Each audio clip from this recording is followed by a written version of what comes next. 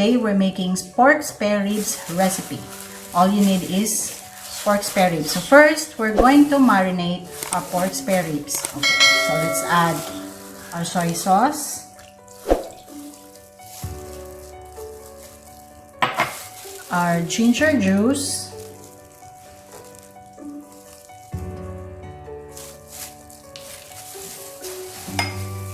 our pineapple juice,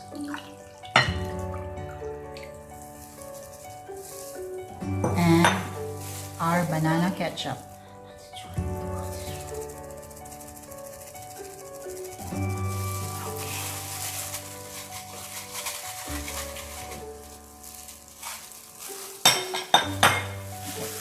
Let's massage our pork ribs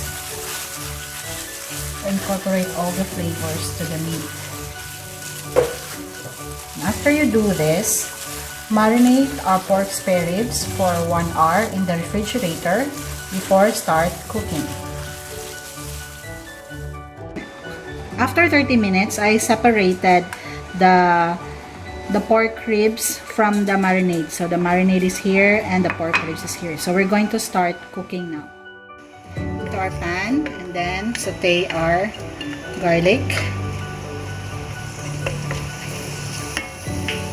And then our onions until it's soft. Okay, and fry them.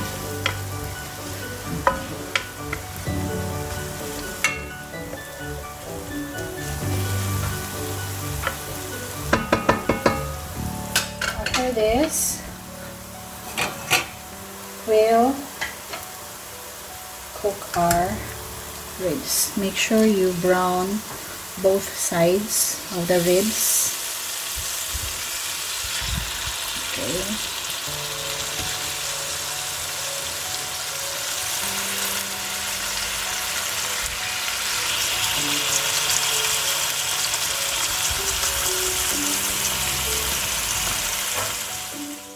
Okay, now we'll turn the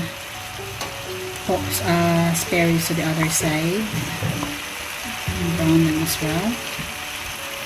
Do this to the rest of the ribs. Make sure both sides are already brown. Okay, now both sides are already brown, so we will add the marinade we used earlier. Just spread it in the pan, and 1 cup of water. Okay, then let's season it with our salt and our black pepper.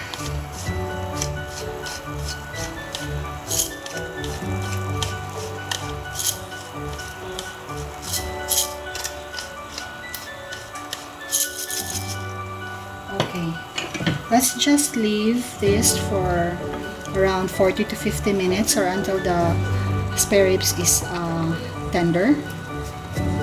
Okay, and let's cover it and let it simmer.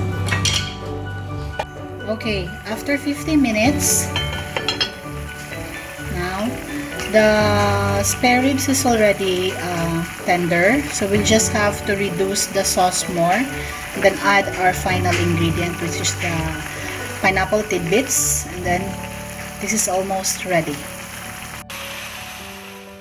Okay, now at this time our sauce is already reduced, so we will add our final ingredient, which is the pineapple tidbits. And just mix it up. And then, we will just simmer this for another 5 minutes and then we will serve this dish already. Okay, our spare ribs is already cooked and it's ready to eat. You can put it on top of your rice and enjoy your meal.